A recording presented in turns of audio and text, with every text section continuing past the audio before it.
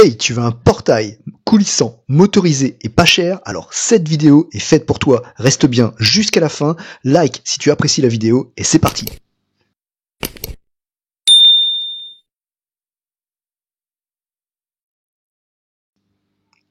Salut à toi et bienvenue dans cette nouvelle vidéo où on va s'intéresser au portail en aluminium coulissant et motorisé. Comment poser un portail, comment le motoriser et ce à moindre coût. Je vais t'expliquer comment moi j'ai fait et ce en 6 épisodes. La vidéo va être compartimentée donc en 6 parties qui reprennent les 6 épisodes déjà publiés sur ma chaîne YouTube et à chaque épisode on va essayer de voir combien j'ai économisé et comment toi aussi tu peux faire de très très belles économies. Alors, je te présente mon portail. Voici mon portail motorisé. Tu vois, ça fonctionne, ça coulisse. Et ensemble, on va voir combien moi j'ai payé pour ça et combien en France, en moyenne, les gens ont l'habitude de payer avec une fourchette haute et une fourchette basse. Pour ça, pour avoir ce point de comparaison de fourchette basse et fourchette haute, j'ai formulé une demande auprès de ChatGPT qui me donne les informations suivantes. L'installation d'un portail en aluminium coulissant motorisé en France peut varier en fonction de plusieurs facteurs, évidemment, comme les dimensions, la complexité de l'installation, etc. etc. Petit 1, portail en aluminium coulissant. Le coût d'un portail, donc déjà le coût du portail en lui-même, varie généralement entre 1500 et 4000 euros. Ce prix peut augmenter en fonction de la taille du portail, du design, etc. Donc on va voir dans un épisode déjà combien moi j'ai payé ce portail et je vais vous montrer comment on peut faire beaucoup mieux. Ensuite, il y a un deuxième point concernant la motorisation. La motorisation d'un portail coulissant en aluminium coûte en moyenne entre 500 et 1500 euros. Et enfin, l'installation, le coût de l'installation par un professionnel se situe généralement entre 500 et 1500 euros. En combinant tous ces éléments, on se retrouve avec une fourchette allant de 2500 euros à 7000 euros. Voilà, donc ça, c'est notre base de comparaison. Alors maintenant, si tu veux savoir comment on peut faire beaucoup mieux que ça, je t'invite à regarder la suite de la vidéo.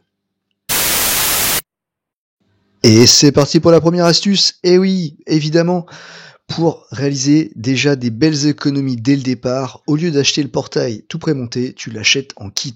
Alors moi, j'ai utilisé le site Casanova. Je ne suis absolument pas sponsorisé par ce site, hein. Néanmoins, voilà, c'est le site que j'ai utilisé. Je te mets une capture d'écran, tu vas voir, le portail, je l'ai eu à 1000 euros. 1000 euros, le portail en alu, voilà, c'est vraiment pas cher par rapport à ce que tu peux trouver pour un équivalent. En revanche, évidemment, ça te demande de l'investissement, ça te demande du temps, ça te demande de la place et avoir un petit peu l'habitude de bricoler. Avoir une visseuse, c'est quand même bien plus facile parce que je me serais pas vu le monter sans outils. Et c'est vrai que quand tu déballes la quincaillerie, si t'as pas l'habitude de bricoler, ça peut faire un petit peu peur. Mais avec un peu d'habitude, et si tu prends le temps de le faire tranquillement, honnêtement, ça se fait et tu as un portail à moins de, à 1000 balles quoi. 1000 euros le portail.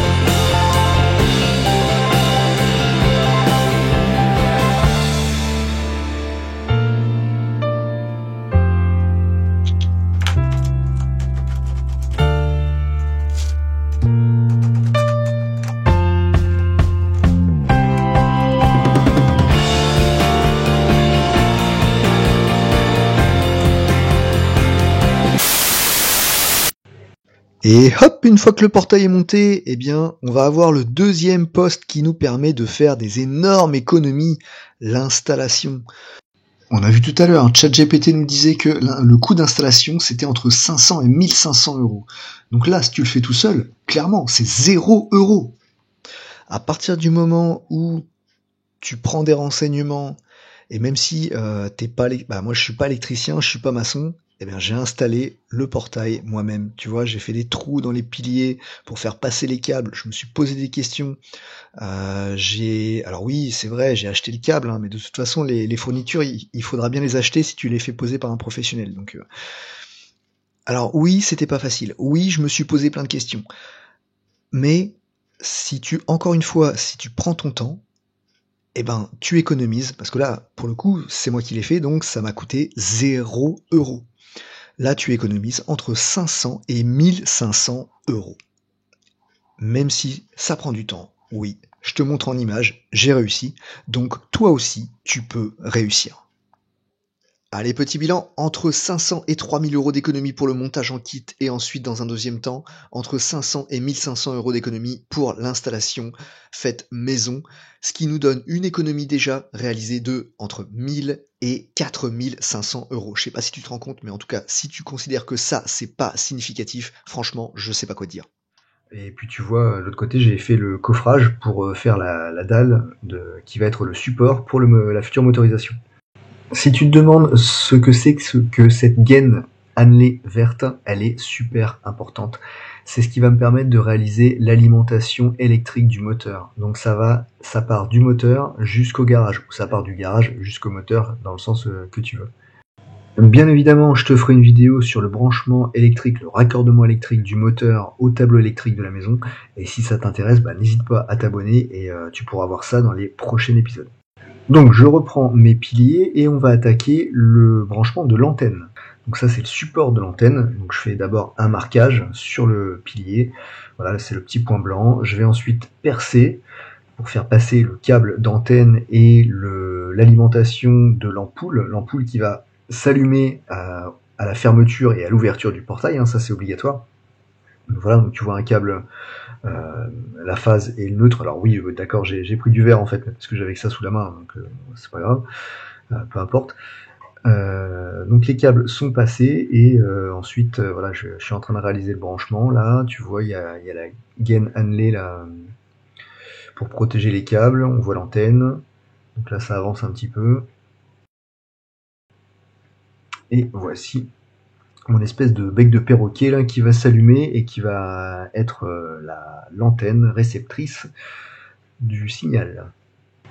À l'intérieur, j'ai bétonné, alors pas partout, j'ai surtout bétonné aux endroits qui vont être susceptibles de recevoir les garnitures, donc les fixations avec des chevilles. Sinon en haut, hein, j'ai simplement mis des graviers avec un peu de sable et puis un petit peu de ciment vite fait, histoire simplement que ce soit bien lourd et bien lesté.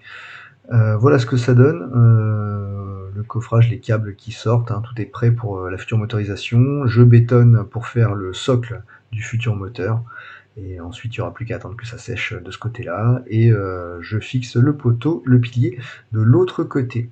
Alors ce pilier, c'est pareil, hein, il va lui falloir une photocellule aussi. Donc là, je perce et je fais passer les câbles également. La photocellule va arriver.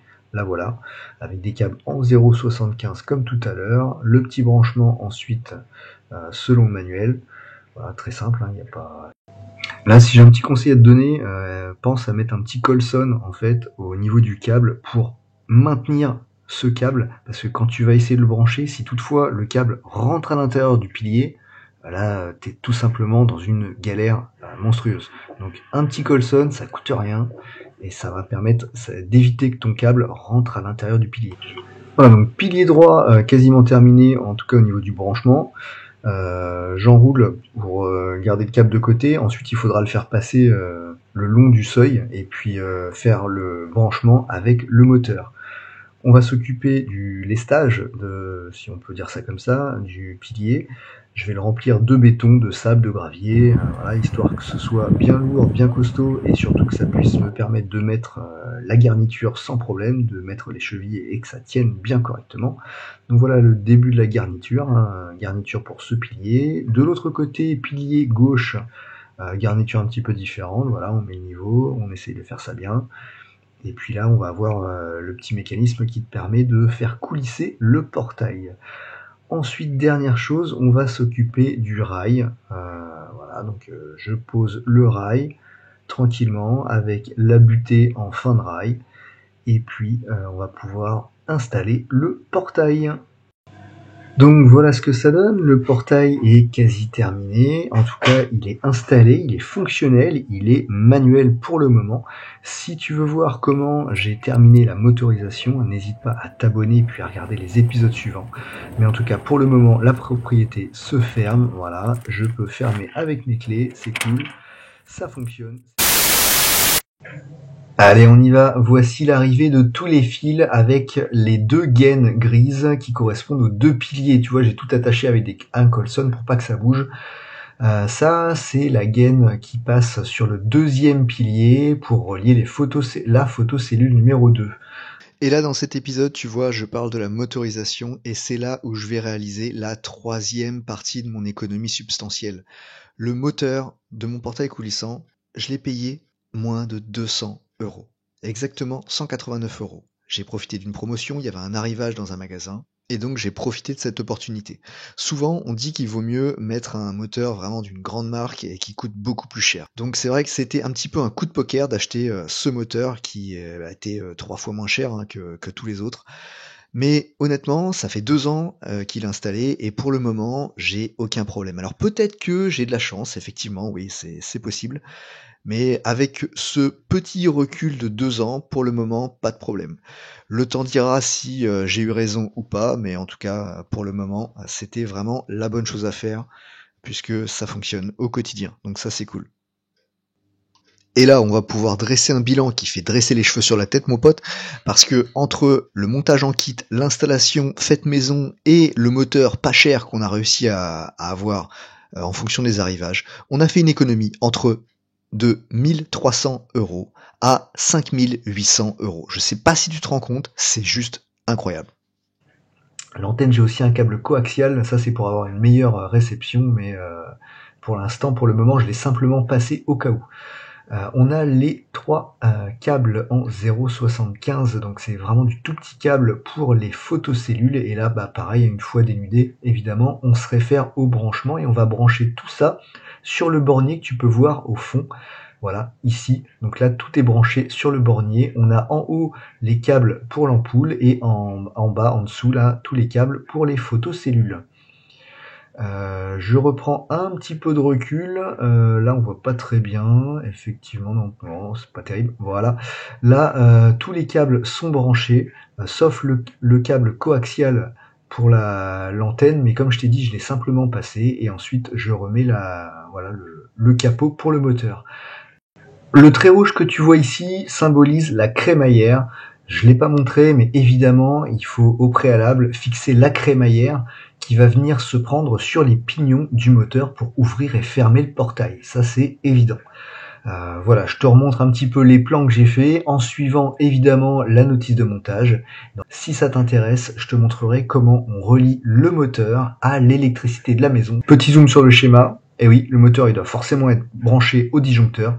Donc c'est ce que je te propose dans les 2 prochains épisodes. Un épisode sur l'installation du disjoncteur. Et ensuite, il y a la partie passage des câbles. Donc le passage du câble, j'aurais très bien pu faire appel à un électricien. Ensuite, une fois que le câble est passé et arrivé au garage, j'ai branché, tu verras dans l'épisode suivant, j'ai relié au tableau électrique de la maison. Ça c'est pareil, je sais pas combien un électricien m'aurait pris, peut-être une centaine d'euros, j'en sais rien. Il s'agit en fait de l'ajout d'un disjoncteur, donc si toi tu connais les tarifs, n'hésite pas à me dire en commentaire. Mais encore, ça s'ajoute encore aux économies déjà réalisées. Je te laisse avec la suite des épisodes. Si tu veux les regarder indépendamment, ils sont disponibles sur la chaîne, sinon je te laisse regarder ça. J'ai accroché tous les épisodes bout à bout et je te souhaite une bonne fin de vidéo. Ciao. Une aiguille d'électricien, c'est ça. Tu vois, c'est du nylon. Et le bout, l'extrémité, tu vois, c'est comme ça. Donc tu insères ça à une extrémité, tu pousses, tu pousses, tu pousses, tu pousses. Et l'autre extrémité, tu vois, j'avais accroché, là j'ai accroché 2 aiguilles ensemble, mais tu peux accrocher l'extrémité de ton aiguille avec le câble, je sais pas, le câble électrique que tu veux faire passer. Qu'il est très facile d'insérer à une extrémité. Tu la pousses petit à petit jusqu'à ce qu'il ressorte de l'autre côté. Une fois que l'aiguille est ressortie de l'autre côté, tu n'as plus qu'à accrocher ton fil électrique que tu veux faire passer de l'autre côté, puis continuer de tirer le fil en nylon, donc l'aiguille d'électricien, de l'autre côté. Tu tires, tu tires, tu tires, et tu fais passer de cette façon-là ton câble de l'autre côté. Sauf que, ici, lorsque je suis presque arrivé à faire ressortir le câble électrique, l'aiguille s'est désolidarisée, s'est décrochée du câble électrique. Donc je me suis retrouvé dans le garage avec l'aiguille qui était complètement ressortie et le câble qui était passé, disons, à 90%, sauf que le câble électrique est encore à 1 mètre à peu près, hein, j'estime à peu près 1 mètre, 1 mètre 50, la distance qui reste à parcourir pour le câble.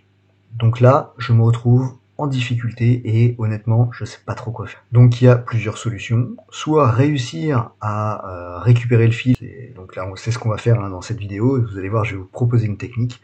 Ou alors retourner, aller dans le vide sanitaire, découper la gaine verte et puis récupérer le câble comme ça. On va essayer d'éviter de passer dans le vide sanitaire. On va essayer une technique. Merci, parce que si ça fonctionne, ça va m'éviter de passer sous la maison, ce serait plutôt cool. Donc la technique à essayer, elle est plutôt simple, c'est un crochet qu'on va insérer évidemment dans la gaine à nez, et on va tourner, tac, pour essayer d'enrouler le câble, et puis ensuite le tirer. Et pour enrouler, au bout, on a fait une petite poignée, voilà, tout simple. Allez, on va tenter, c'est parti.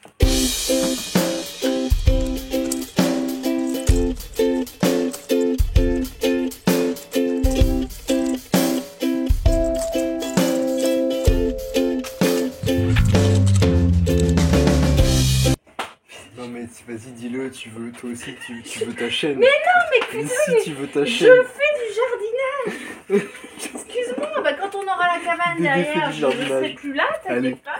Mais... Allez, viens.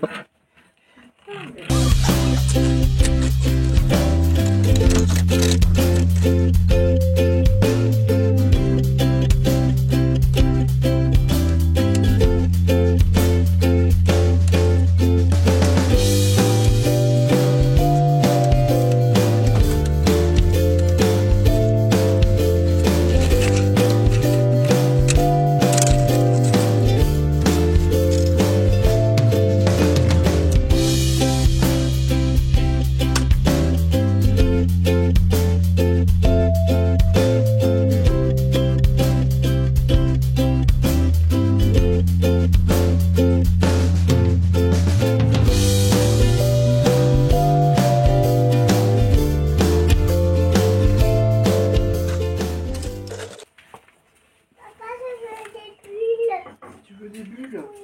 Bon allez go, hop, la gamine elle a des bulles, on peut y retourner.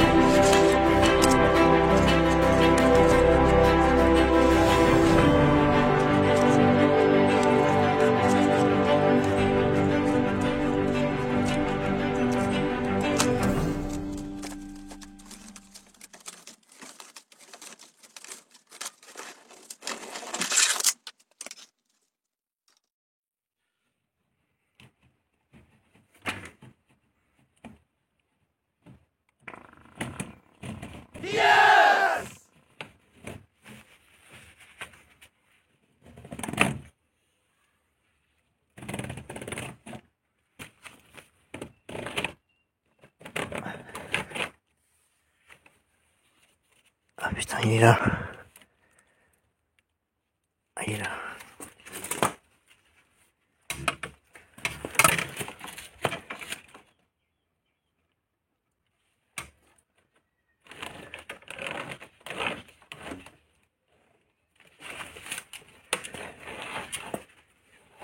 Je savais bien que j'allais pas loin.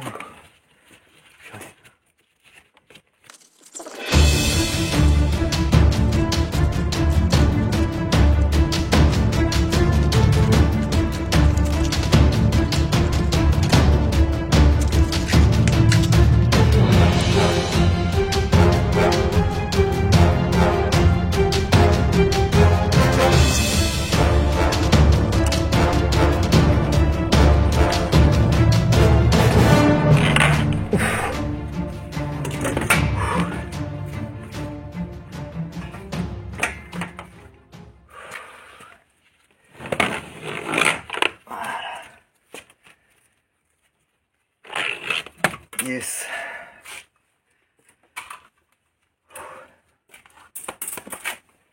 Bon. Fred. Rémi. Merci. Ah, je suis content là. Pas besoin d'aller dans le vide sanitaire, franchement.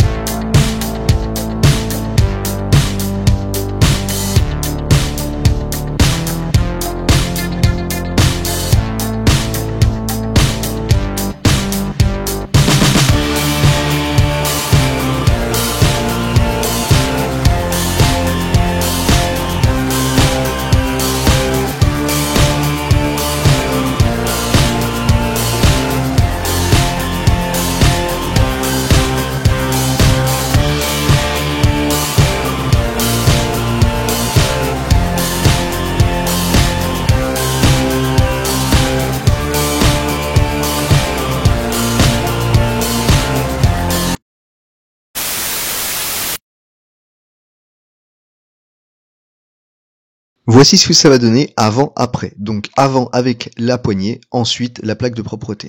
Alors une plaque c'est quoi? Ça permet de supprimer les poignées. Alors pourquoi supprimer les poignées et mettre une plaque de propreté? J'ai besoin que mon portail coulisse au maximum, donc passe derrière les piliers. Si on laisse les poignées, ça va cogner dans les piliers. Ok, aujourd'hui je vous montre comment j'ai réalisé mes plaques de propreté. J'ai utilisé un morceau de bois et une scie sauteuse. Avec la scie sauteuse, on obtient, hop, après 2-3 petits découpages, ça, un pavé. Ok, voilà.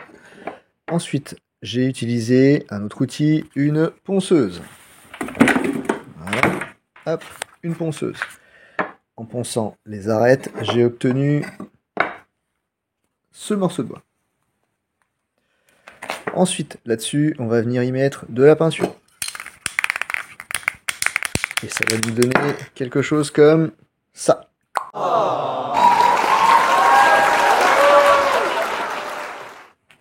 Celui-là, il est bon. Il n'y aura plus qu'à le peindre. Hop. On va attaquer celui-là et on fera les insertions pour les vis.